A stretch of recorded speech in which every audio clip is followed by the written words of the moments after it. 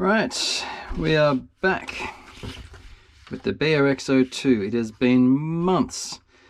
AGTs, guys, I'm sorry it's taken me so long to get back to this. I've wanted to do this car justice and I just haven't been able to get in here and do a good job. Now, since I've been gone, I've been thinking about how we're going to power this thing, and instead of the Tekin system, I have actually decided to go with the ESC 70, the ISDT. Now, Banggood sent me this thing. I've never used one before. I've heard good things about them, and they're a cheap unit, but they're apparently pretty good. So we're going to use that. I also actually haven't settled on the motor I'm going to use yet. This looks old, but it's not. This is a 27-turn Trailmaster Sport, a 21-turn Trailmaster Sport, and a nearly new 45-turn 540 from RC 4-wheel drive. These guys are all 3-poles. Knowing what I know of this system, particularly with its 2-speed transmission, I'm thinking the 27-turn will probably make the most sense. And these two, the 27 and the 45 540, are actually fairly similar. This guy is a bit faster. I'm thinking this is going to be the way to go. So we'll come back to that when we get up to it in the book.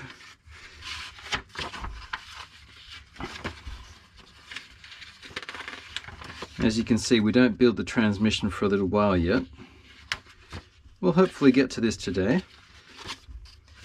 Last time, in fact the last video you guys have seen, I was introducing the truck. I then did a day of footage with the chassis rails, these beautiful chassis rails. We've only attached a few things, 1, 2, 3, 4, 5, 6 things on each side. I'd like to get a bit further than that today. So here is where we're up to. Part 2, chassis. We still have the screws and leftover stuff from the A-bag. Got fluids here still, got our thread lock, and we have little tools here. We've got my bigger tools over there, and this interesting looking thing.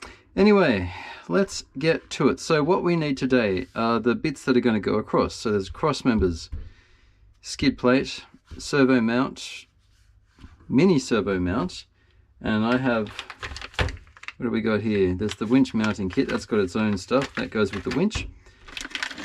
I bought this separately. There's a aluminium front body mount. We may not even need that, but here's what we need. We're going to lay them out. Look at this. This is beautiful. So there's our skid plate.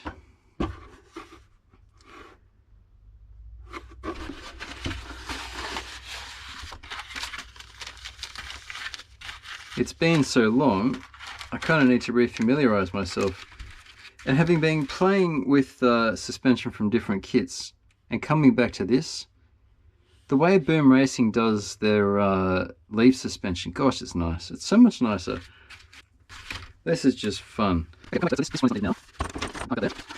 Yes, you go. Okay. We have a front cross member. I like how it's 1-to-1 sizing. It's very good. We've got our battery tray. Now this is metal, but gee, it's light. It weighs almost nothing. It's so light. I've got plastic pieces this size that weigh more than this. Like it's honestly, I can't really convey this even if I show you the weight with scales. It's just so light, so very light. Like these guys are similar in weight. Okay, now we've got an ESC mounting plate, again carbon fiber. Got some little splintery bits of carbon fiber coming off there, but it's really well done. It's very tidy. We've got a mid cross member. We've got a rear cross member. Oh yeah, here we are. So there's our mini servo mount. There's our steering servo mount. Now they've said 2 of, so I guess the other one's here. There's our rear gearbox mount.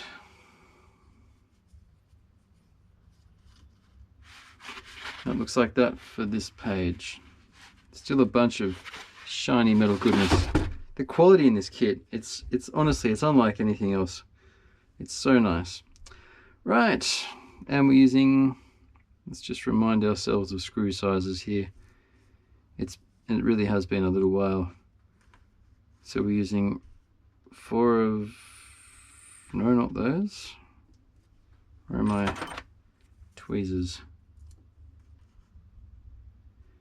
So 4 of those. Oh, I see, these are different lengths. It's just been a while. I think I was last doing this in July. This 1-to-1 sizing is very helpful, particularly when I'm coming in rusty here. I haven't looked at this for a while. So that's nice. 4 of them. Now we need the longer, that's these guys here, I suppose. Good. And right size tool. Good. All right.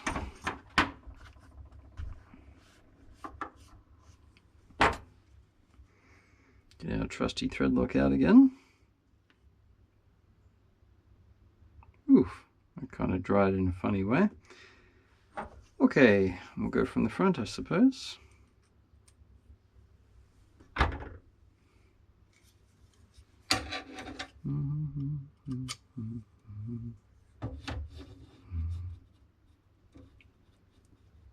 Oh, actually dried hard. This is how long it's been since I've built this vehicle. Sorry, Asia T's. It wasn't even sticky, fell straight off. It's been too long.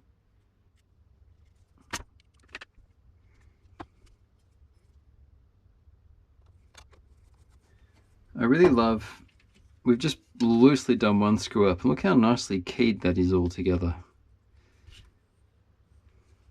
Wonderful.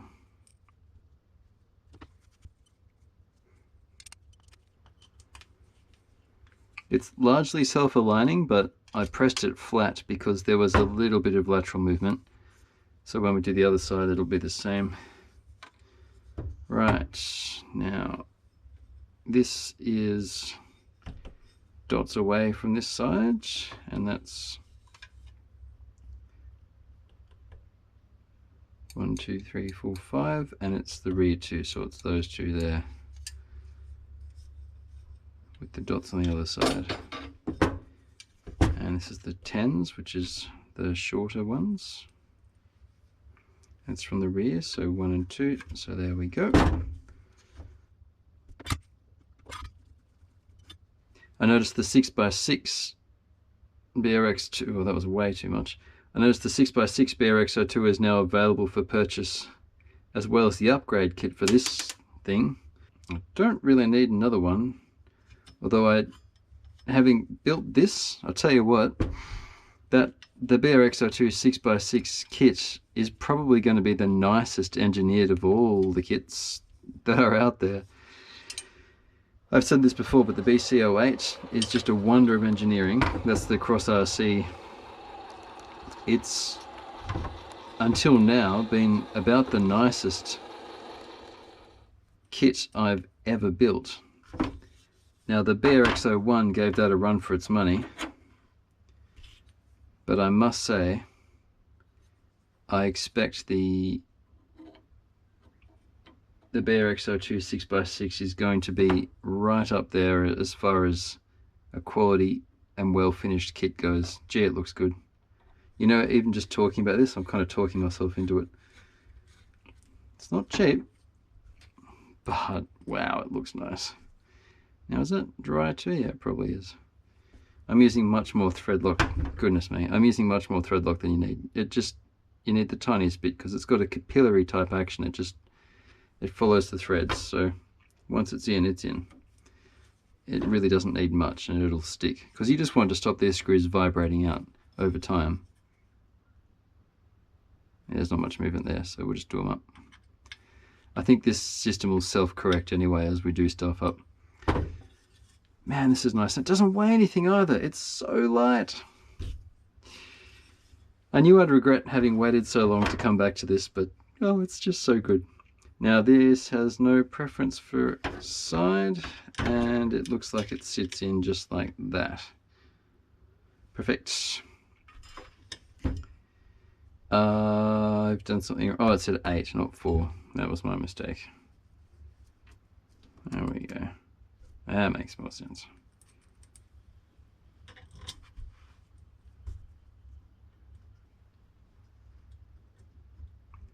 Now here's something that you may not be aware of. Many people watching this will know. But in case you didn't realize, carbon fiber is conductive. Well, let's test that real quick. Hang on.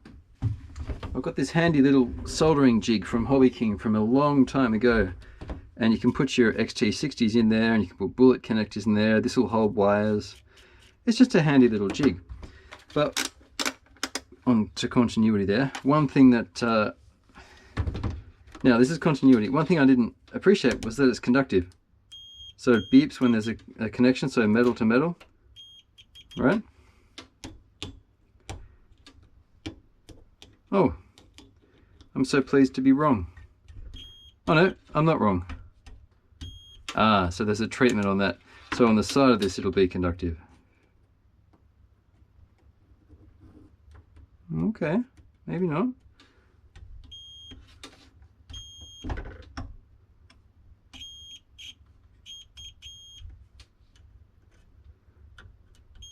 It's just worth being aware that this whole chassis is actually conductive. It's got a treatment on it. The powder coating stops it from being conductive, and also if you look at the shiny parts here, we should be fine. Yeah, we're not. But as soon as you touch metal and any other metal, it's not perfect. You see closer to 0.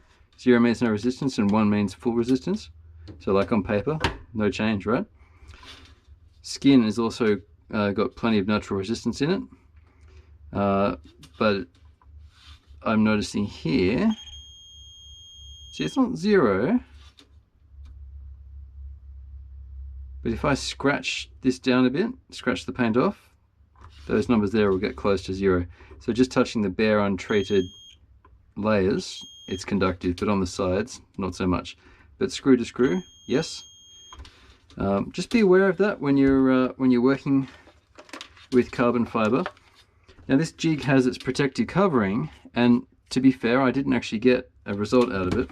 One thing I didn't try though was screws. Probably the underside would be best. Yeah, here we go. These probably, yep. So they're conducting through the whole thing. So here are more screws. I think if I scratch the paint off them,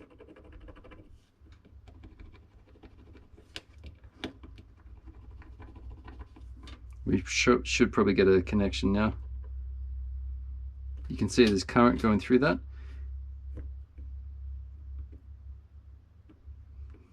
There we go. So you get enough of a scratch, and you get conductivity. So yeah, just be aware of that if you're running wires or motors or whatever. When you're doing your wiring with the BRX02, just keep that in the back of your mind. Yoink. Let's get a move on here. We've done 1 of 2. Here comes number 2.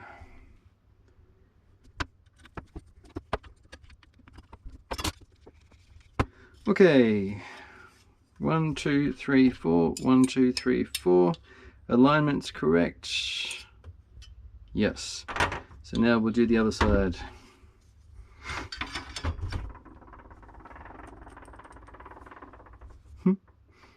There's an ASMR moment.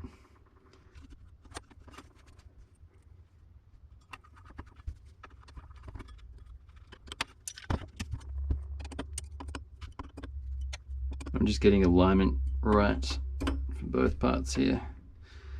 All right. Now we'll work our way back. Here's the 10s, not the 12s.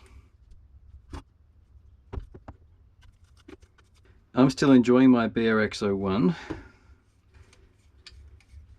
I'm actually going out I'm going out tomorrow night with it. Actually, it's waterproofed. The paint on the styrene body I finished with a clear coat, well, a few layers of clear coat. So it's actually far from a shelf queen. It gets very much used. And I'm looking forward to using the BRX02 as well. There's something about the quality of these kits that just, it's so satisfying.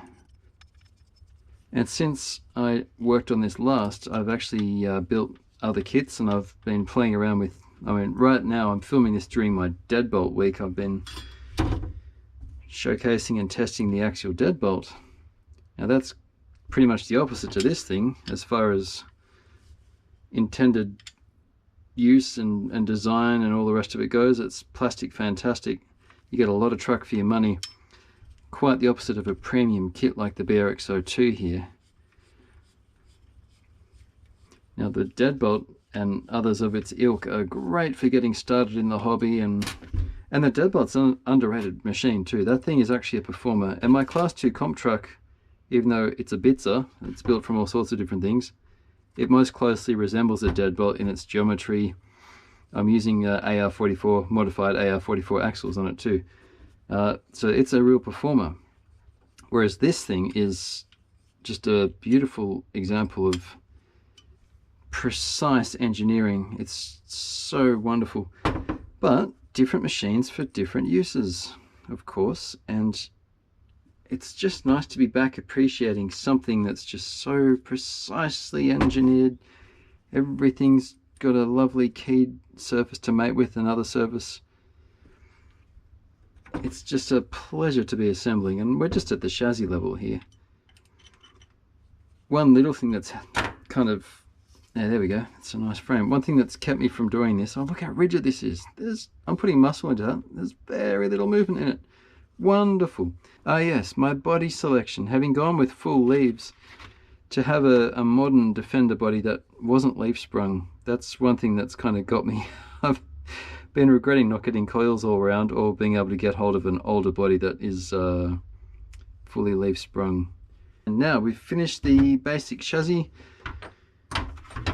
Pull these guys out of the way, we know what they are. On to the next page. So, 2 of the 10s, which I think was, that's a 12. Yeah, they're 10s. We need 4 of the 8s, which is those guys, and 2 of those, which I think is that size. Nope. Oh, 8s.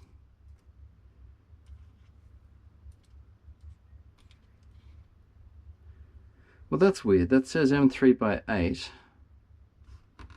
Countersunk head. Don't remember what R stands for. Rounded socket. I don't know. But that, maybe it's an optical illusion, but that looks like longer than that. It does say 8 though. Well, it matches. So there's those 4. That's the 10. And there are the 8s. Oh well. Okay, what are we doing in this set? We're doing the servo mounts. And we're doing the mini servo mount. And we're doing the ESC mount. Has this gone in anywhere? Or is this the next page? Ah, it's there. Okay. Lining them up. We'll go from the front, I suppose.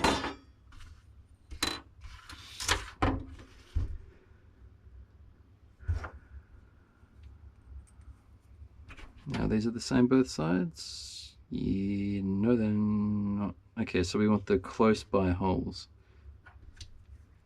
See, they're not the same, they're further apart than those. And those out ones are threaded and these close ones aren't.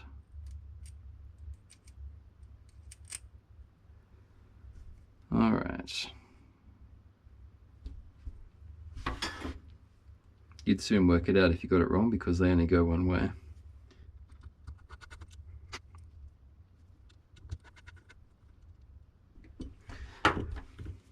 Here's something satisfying. A lot of this is dried. Let's get rid of it. It's been bothering me while I've been sitting here talking to you. Thread lock from last time. That's how long it's been. Alright, so I don't know how much we lost in that, but anyway. Good.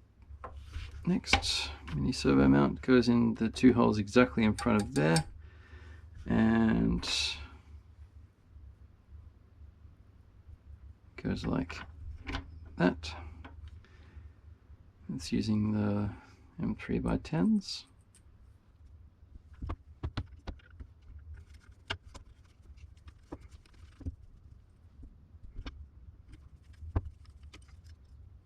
I'll just get it parallel before I tighten it right up. Okay, mini servo mount is in. Then the ESC mounting plates. Those guys through that, which have been nicely flattened, so it'll sit there.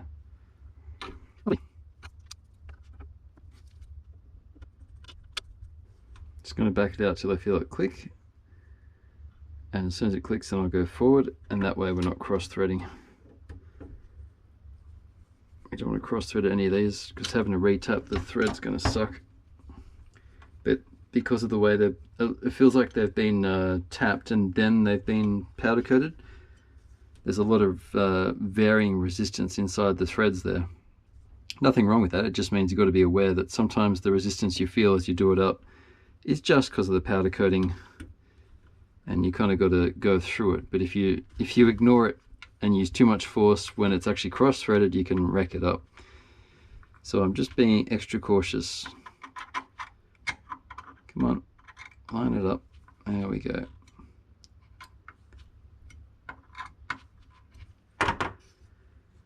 Nice. It's just such a novelty to have such a lightweight frame that's so stiff. You can really see where the money went into this kit, being premium and all. Premium plastic kits are nice and all, but my goodness, this is nice. Okay, this page we have both the battery tray and the rear gearbox mount. And we have the hex cap screws going in as well, which are shaped, so we should be able to get a wrench on it. Now that's damaged, that thing. Can't use that. That's better.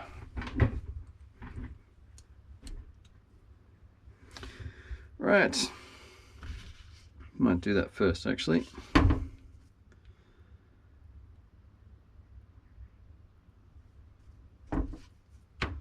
There are only 2 holes, so that's fine. These are the body mount sections, I'm guessing. I don't know, but it feels like they are.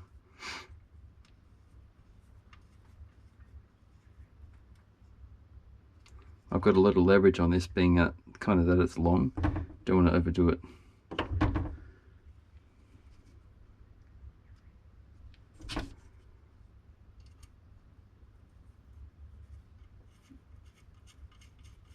That's how I should have done the first one. There we go. Okay, gearbox mount, one of. Now we've got 1, 2, 3, 4. 1, 2, 3, 4, and then there's one that's missed, and then there's the next one that's kind of above that diagonal guy there. So that's the hole we need.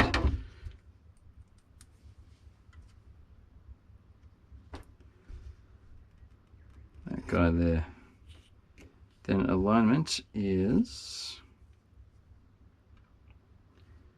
like so. Now is that keyed into the... No, it's not.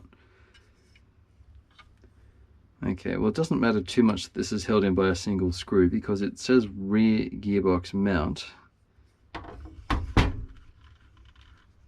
which makes it one of several points where the gearbox will be sitting, so that'll be self-correcting if I haven't quite got that lined up, although I'm pretty sure it's nearly exact, which is good enough. Now battery tray is held on with nuts. We've got nuts here, and the 12s, which is these big fellas, which means we don't need thread lock because these are nylock nuts. And let's get alignment right here. Oh yeah, I see. Oh look, it's got cable management built in on both sides. Wonderful. So these foldy up bits are at the back, closer to the tray, and the screw we're going for is this separate guy here between everywhere else. So it looks like there. That's it.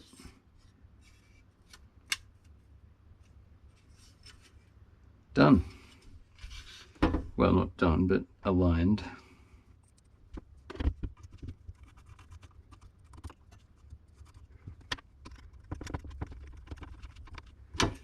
Looks like we could have used 10, not 12mm screws here. It would have been alright.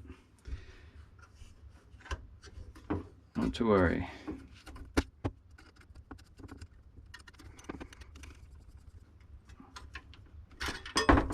No need to go crazy with torque there because it's not really doing anything. It's not a rigid cross member. It's not likely to come undone with the no locks, so that's fine. That's the first little bit of excess I've seen in this whole build where that could have been a mil or two shorter and it would have been alright. Wonderful. Just so satisfying. Okay, next page. Gearbox now? Almost. Now we've got bumpers, which I saw were in here. Oh, that's nice. Now you see that doesn't look particularly complete. It's just your powder coating. We can probably finish the job. Just tweezers, that's nothing special. Yeah, good enough. And rear.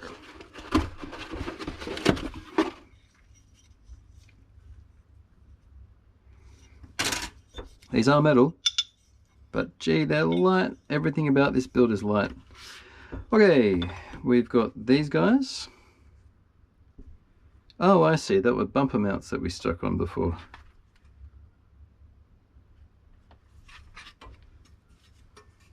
Ah, that's why there's the gap. That's where the that's where it's going to hold on to there. And the other end holds on with 4 screws, which is the 10mm, these guys here. Well, all right. So the front one simply goes on like that.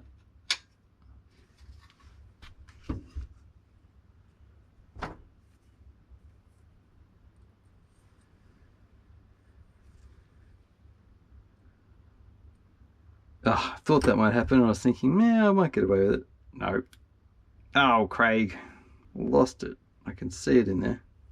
Oh my goodness. That was not my smartest move. Dearie me.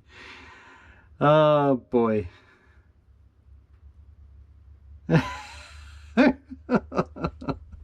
Stupid things I've done. That's got to be up there. Ah, dear. How are we going to get this out without tipping it all out? Isn't that funny? Classic Craig move, that one. How squeezable is this? Somewhat. Not hugely.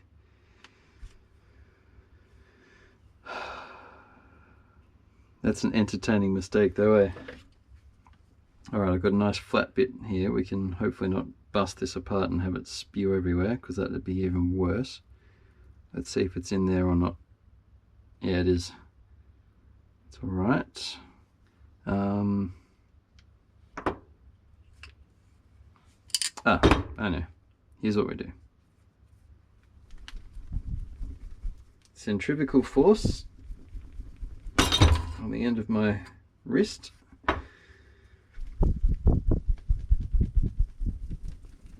Should get it into the lid, hopefully. It's going to be full of goop, but hopefully it'll be in the lid. It's not.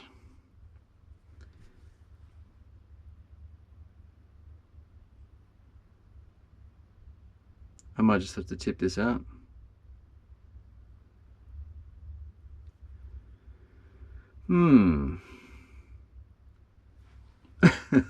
Still can't believe I did that.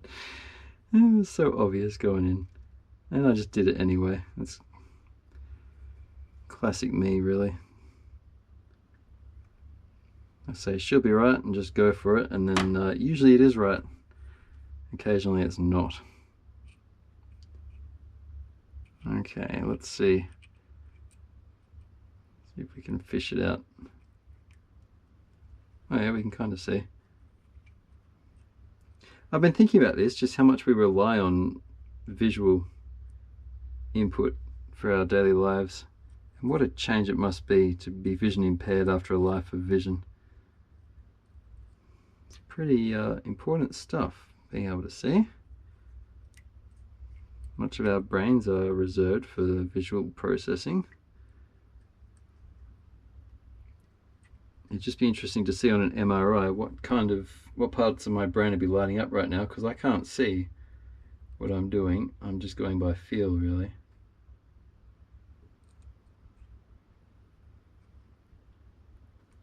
I'm trying to encourage this thing out.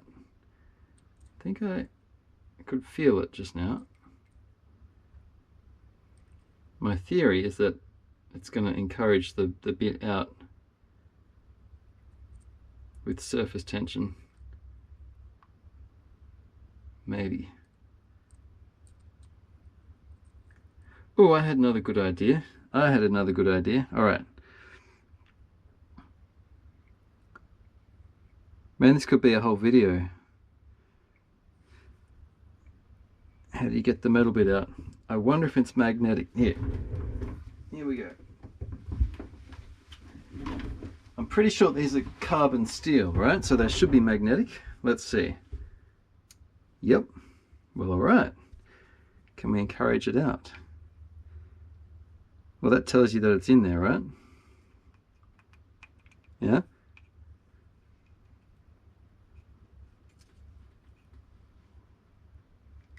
Yep, here we go. I'm quite proud of that. Oh, what a silly mistake that was. Do you think it's got enough thread lock on it now?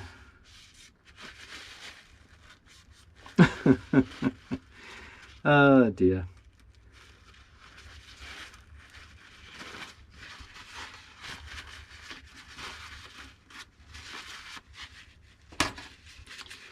Right, we'll keep that. Let's bang this in. You know what, maybe I did wipe all the thread lock off it. Here's what I should have done. It's really hard to squeeze. I've got good finger strength usually too, but that's tough. Okay.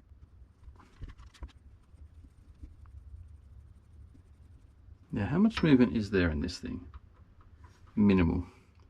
So we're going to press it in and just do it up just snugly. That'll do. There we are. That's the front done. That took forever. Oh dear. Oh no, I put it on upside down. Oh dear. I'm going to leave all of this in because I won't be the only one that's done this, I'm sure. Well, I'm pretty sure. Maybe I am. Do you know what? That can actually stay in mostly, now I think about it. Yeah, that'll do. Hopefully this has been entertaining. I'll leave it in.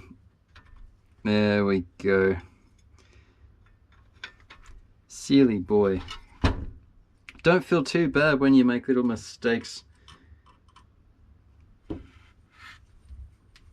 Hopefully my little misadventures in the last 5 minutes are educational to somebody out there. If you've got silly mistakes you've made that you think are entertaining, tell us about them in the comments. I'd love to read them. I'd also love to know if both of you are still watching at this point.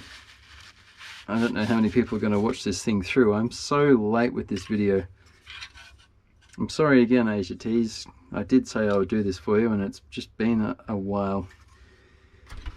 Still, I'd be surprised if you guys weren't still selling this kit for quite a while to come, because just like the BRX01, which is also itself deserving of continuing to be available to buy, it's just a magnificent kit. There aren't many kits out there of this quality at all. Some of the Vanquish, the higher end Vanquish stuff feels somewhat like this as well. They're quite pricey, but for a small scale kit, like a 110 scale little crawler that's going to be just pretty and capable, well, this is about the pinnacle. BRX01 was like this as well, but obviously without the carbon fiber. Still, both of them comparable in quality. Instructions are great. I like that they've used outlines rather than photos.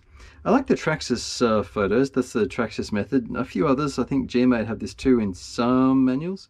They've got photographs, or it's kind of like Lego, which is like a colored CAD version of the parts. So it looks like photos, although you know it's computer generated. Just really tidy.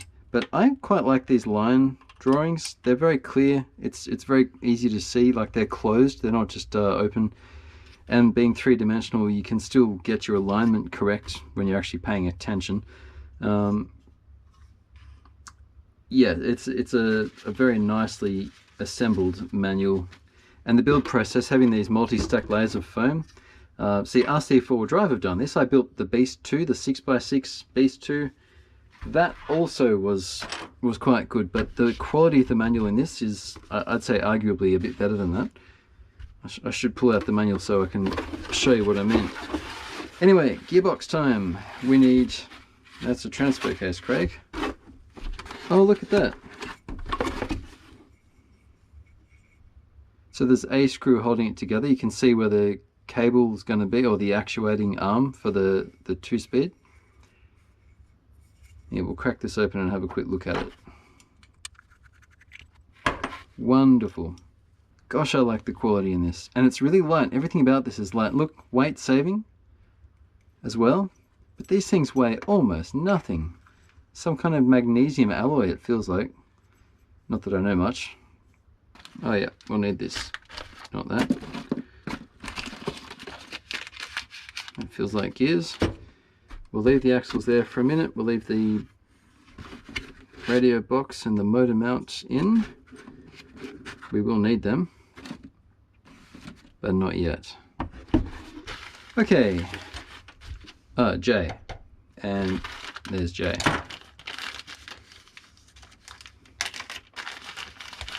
Hey, throw me a like if you're getting something out of this video. Do you know, I should have had this live. In future, I'm going to have a screen up there somewhere, and I can interact with you guys while I build. That'd be cool, wouldn't it? This feels like a spindle. Oh, yep. 2-speed gear unit. Let's have a look at that. But yeah, do throw me a like if you're getting something out of this. Oh, I see. Look how that actuates. Interesting. That's a beefy circlip we got there. E-clip, it looks like. Oh no, just a circlip. What about this end? Same deal. So this bit here is the dog. What you call the dog? Ah, here we go. Okay. So when it's out, this big gear will be locked, and that one will free spin. And then when it's in, well, that free spins and this guy is locked. There you go. So that's your actuation for the 2-speed. So something will be like that while this spins, so it'll need to be full of grease, and then the servo is just going to move it like that for high and low. That's really solid. I quite like it. It's all nicely assembled. It's already greased inside there. There's a lot of grease in there, which is good. We're going to add a bunch more. Now, bag J. That we don't really want in here. Not a huge deal though. Alright, bag J, ball bearings. Yeah, we really don't actually. Nice combination of fiber and the plastic. There's some flex in it, but not much. They're metal. Metal. Metal and metal, of course. There's your spline, or your dog that I was talking about, the shifter. So that will do the shifting, and the servo is going to move that arm back and forth like that from out here. So the servo arm is going to go. So there's your 2-speed. Another of these magnesium alloy housing things. There's your servo arm. And a bunch of sealed ball bearings. Very nice indeed. Right, let's identify them all so we know what we're dealing with here. There's your 12, there's the 15, there are the 20s. That's easy enough. There's one ball bearing that's not like the others. Oh yeah, obviously. Shift shaft, we know. Shifter, of course. Input shaft 1 and 2. Number 2 has a hole in it, so that's easy. Number 1 does not. And bearing holder. Looks like the big fella sits in that. Yep. So we'll get to that momentarily. Housing A. Housing B. It's pretty straightforward, isn't it? There's the, oh okay, gearbox transfer case. It has been a while since I've done this. Receiver box, and we know that was in the box there. Gear, shafts and bearings transfer case. Well, that'll come later. Transfer case is that fellow there. There are accessories available for that too. You can have a 2-wheel drive, 4-wheel drive case. There are overdrive gears you can stick in there, and also there's a dig which you can replace. Now I've gone through this. See my other video. Let's see where you're looking. So here, I'll stick it. Check that out. You can look in my BRX01 video, and you can see for yourself how I used the transfer case options in my BRX01 build, which I was very happy with, incidentally. So I did overdrive and part-time 4-wheel drive, 2-wheel drive, 4-wheel drive in the BRX01. And that means I've got 33% overdrive when 4-wheel drive is engaged, which really helped steer, and then just 2-wheel drive for normal, because the overdrive in these, it understeers. So you'll be steering, but it won't actually steer so well. So having overdrive that you can engage 4-wheel drive in really made a difference. Now, we've got a plastic piece here. Everything else is metal.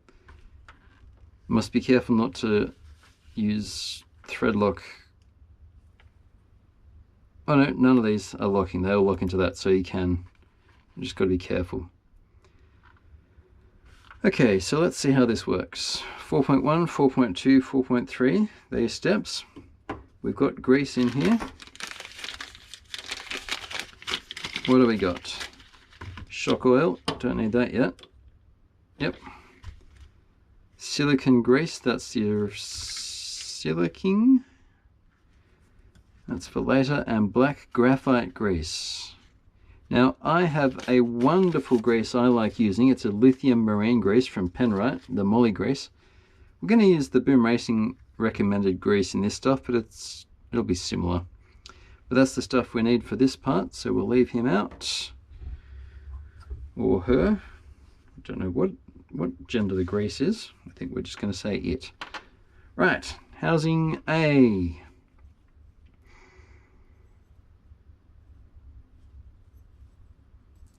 Input shaft. Now there's the 5x11x4, 7x11x3. We've got a bunch of them, so that's the 7x11x3. Looks like. Is. So I was wrong about that, that's fine. That sits like so.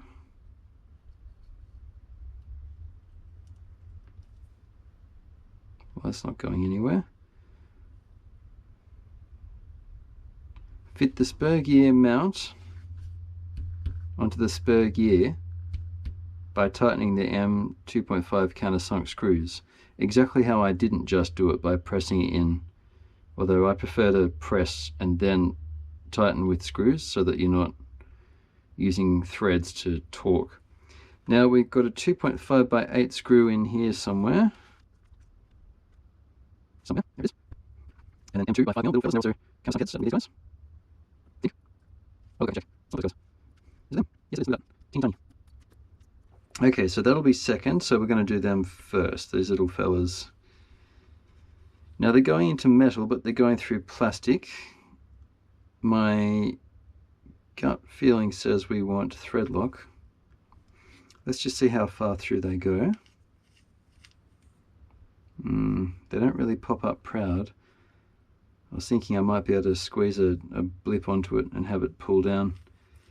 I think we might just trust that this plastic will tolerate thread lock, and we're just going to use a dab of it on the end, because I really I don't want these coming undone. My misadventures before have drained this more than expected at this point in the build. I'm still going to try not to touch the plastic with it. We're going to go straight into the metal thread, which I can see. Yeah, that's good. Okay.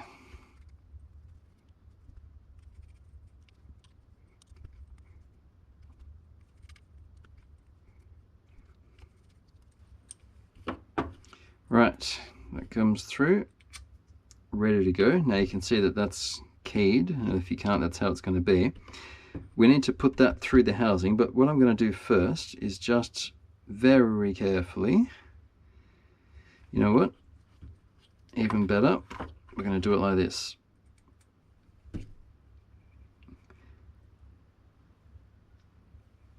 Having grease inside the housing will negate the effects of this stuff, but I still want it on the actual thread itself. So if we do it up like that, remove the excess,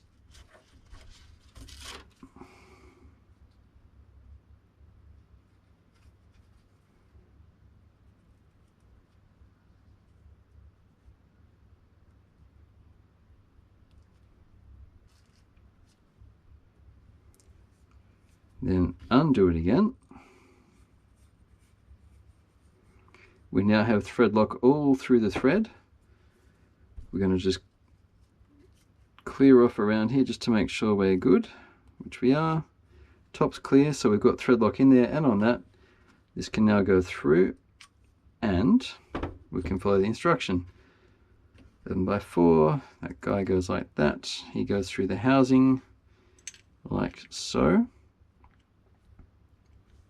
And now this will bolt straight on the back of that. And we've got a bearing that's going to fit straight into there as well. Usually I pop grease in there, but because of how this is assembled, but we don't want it to interfere with the thread lock, it's keyed, so we've got to spin it till it kind of clicks in, and now we've got that extra screw length. Nothing's being forced, everything's super smooth. Doesn't need to be done up all that tightly. We're going to give it a little bit of torque though. I'm being conscious and careful of the thread strength and the bit, but how it's done up without overdoing it, and that should be tight for a good long time to come. And that is the spur gear inside the gearbox. So now the pinion, which is what, 12 tooth? Yep, 12 tooth. It'll sit on the motor somewhere about there, with the motor being back here behind it when it's all together, and that's how your transmission's going to work. Like so. So there you go. Wonderful. So that's that whole assembly. That's what this is. Just like that. Done. Good. Now, it said brass end cap pre-installed. That's that guy there. So we'll leave him. Yes, so that goes into that hole. That's what that is. So that is that. Now, to install the spur gear, install the 4 M2 screws. This is if you're doing it in future. To remove the spur gear, remove the, yep, if the spur gear can't be removed, then they're saying torque them both. So that's if you need to replace this if it gets trashed for some reason. So you shouldn't ever need to do anything there that it's suggesting. That's just if you have to. So that's thoughtful. Right, we've got our 2-speed unit. This is pre-assembled, and we were just looking at this before. That's your actuator, and those 2 little bits there click into the smaller gear. Those 2 holes there, and otherwise it fits on it and into the larger one as well. So that's what the cross members are in this big fella here when they're out. So these bigger ones are actually for the large one, and the smaller ones Oh no, they're for the whole thing. Oh boy. Alright, so yeah, we've already gone over that. That's fine. And it's your circlip or circle clip. Ready to go. Right, now we're going to get to the point where we need to grease this thing up. Let me look here. There we go.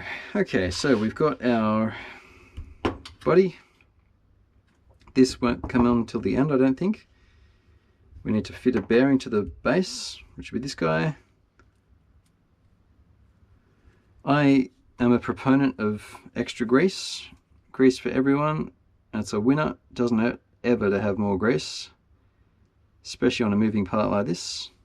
We're going to move that thing down. We're going to actually pack some into the actuating gaps that we were just discussing as well. So now we've got a lot of grease in there. A bearing is going to kind of squish onto that fella. And we're even going to give it a hint more grease down the bottom, because also when this gets wet, the extra grease will help prevent water from doing what water does and getting in everywhere. And that sits down into that. So we also could stick grease down in there. We're going to stick grease onto that shaft anyway and all around it. I want this whole thing greasy basically. Some gearboxes I'll actually fill this thing with grease and let it squish out as I fill it. Kind of unnecessary, but I did that on my BC8 build. That was before I ran this channel. Again, a big proponent of grease. Long term it saves you maintenance and pain. Now I've just pulled this into first gear, and I'm throwing even more grease all around. It probably says this in a minute on the manual anyway, but more grease for the win. We're going to bang some into that as well. Just basically grease everywhere, all through your gear and on that shaft. And so now as we throw things in here, it's going to be happy. Now, there's a second shaft, one about 20. Oh, I should have stuck that in first actually. You all watched me do that without saying anything. That was very polite. Right, so the spur goes on. Down it goes into the grease. A couple of spaces. We've got 0.1 and 0.5. That's thickness. 0.1s are easier to find. That's a 0.5. Now it says two 0.5s.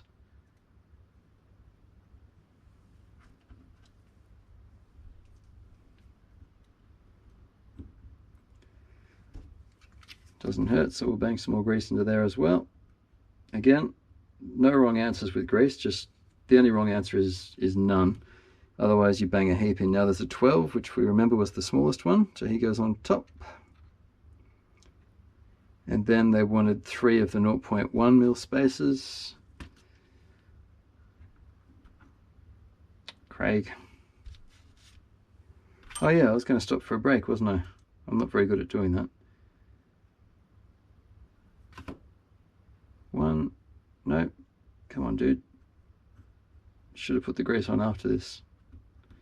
Learn from my mistakes, people.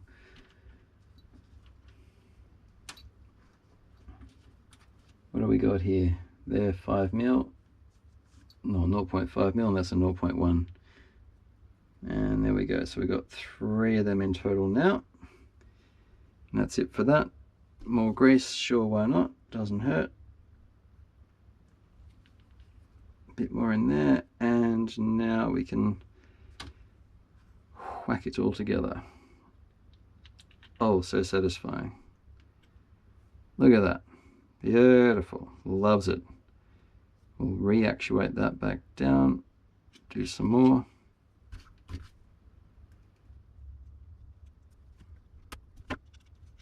There's more in. Yep. I think we need grease on is this shaft at the top. This is all going to be full of grease. It doesn't really matter. There we go. And there'll be a bearing that'll come in behind all that probably. Okay, that's that guy now.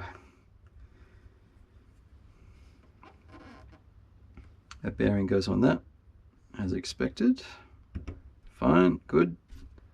Now right on top of that comes this fella here, which we can stick in a moment. Alright, so we're going to use some circlips here, which are here somewhere. He's in. Now that's obviously going to be greased. We've already filled the bottom of this with grease. So this now will sit like so. And they've got that aligned over that brass housing.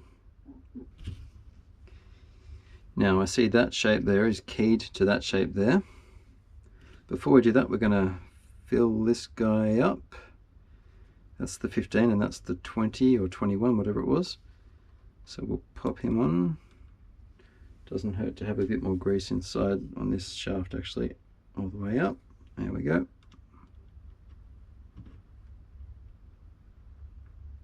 It doesn't feel like it's gone on all the way. It has? It has. What am I missing here? Oh, yes. Movement, actuation space. Did that go all the way in? Yeah, it did. Good. 0.5 and a 0.1 spacer. 0.5. If you can't find a 0.1, you just kind of rub them and you'll find that the little thin ones kind of fall off. They hide because they're so thin. So there's a 5.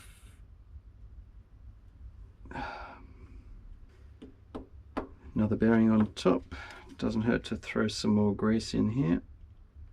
Splat. Well, I like this transmission. This is fun putting it together. This is one of my favorite parts of building these. Okay, now this fella here is keyed, I was saying, so that just sits like somewhere like that. There we go, that aligns next to that guy. Now we have a ball bearing. Grease in the bottom doesn't really matter, but I'm doing it so that if water is in there, fill it up. Then we're just going to have less of a problem with water ingress, basically. It's always a benefit. Bearing in the bottom. Doesn't sound comfortable, does it? Now we've got our output shaft. On the underside we need our gear, so we're just going to smear some more grease. I know there's a lot of grease in this, but it'll all make sense.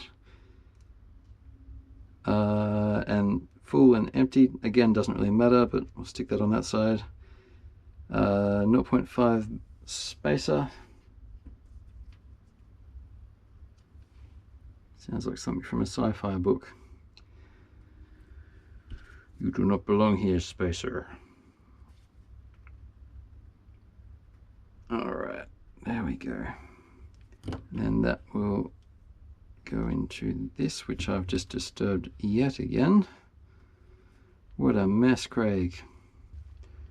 Then 2 ball bearings on the top of that. I like their ball bearings in this, I tell you. I'm not complaining. Never complain about extra ball bearings. That's a plus, that is. Right, 2 of them. 1 and 2. All the way down. Now that starts to look complete. I don't know about this brass thing. It's not actually even touching. Doesn't matter. Bearings on top as well. Oil on top is what I'm saying. Grease, rather. Now, let's make sure we haven't missed anything. Nothing worse than missing something. We've got our bearing on top of everything. Double bearings. That all looks correct. We're about to use those, which is these fellas here. We had one already in the housing when I pulled it apart. And then 2 more. Now we want to keep grease and these screws separate.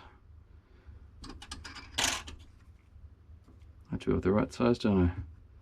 Yep. Because we're going to need thread lock, and thread lock and grease don't get on very well together. And you can see that brass housing there is going to go over that. We might give that grease, but from a bit further down. There we go. And I think a little bit more grease, because why not?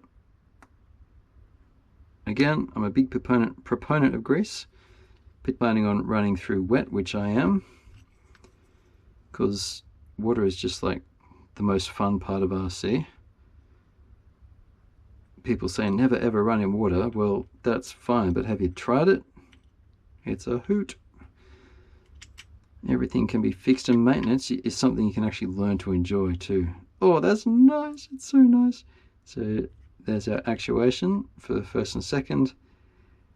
And now when you get an RTR that has a little bit of grease on that as it comes out, you get a feel of what actually goes into these things. Now we've got 4 screws to stick in firstly. I think it'll be this size head. Yes, it is.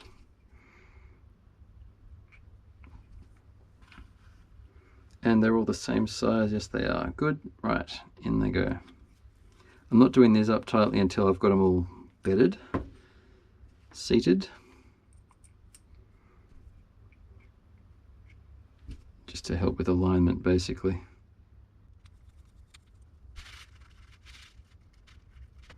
Or at least 2 anyway. 2's all right.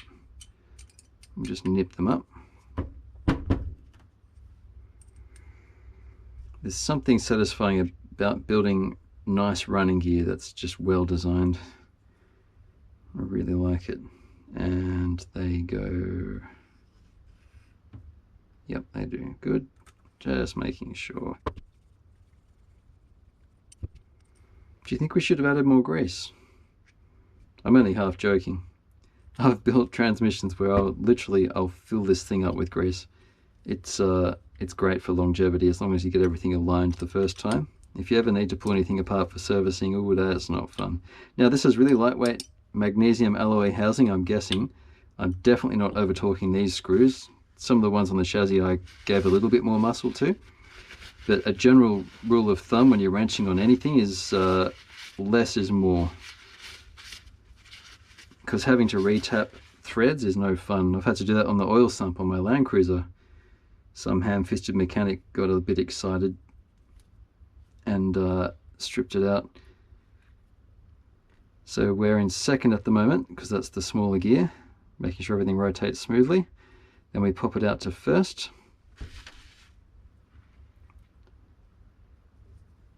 It's got to rotate so it fits. There we go. So this will look even faster because that's the input, so that's even faster. So we'll pop it back in a second.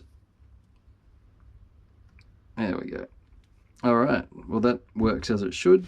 And just a quick triple check. I mean, it wouldn't work if we got it wrong, but I'm just making sure I got everything right as I could see it. We did all that. We did the double, that worked. And this last bit was the one I've looked at the least. Yeah, good. Happy. That's awesome. And we didn't miss any screws either. Good. Okay, so that's your gearbox done. Wonderful. That was actually really fun. Now we're up to the transfer case. And maybe we'll end this video here. Thanks for watching, guys. Again, throw me a like if you enjoyed this, and I'll see you again next time when we do the transfer case and we start to put things together. We'll get the transfer case and the transmission in, the axles, the suspension, and then after that video, we'll get to electronics. And by that point, hopefully it will have stopped raining and we can get to some paint and build this body. So that'll be fun. All right, cool. Here's the video for the first one of these. It was much shorter, it's just an intro. This is the second, and this is how far we got today. Brilliant. Thanks again for watching, guys. I'll catch you again soon for the next round. Ciao.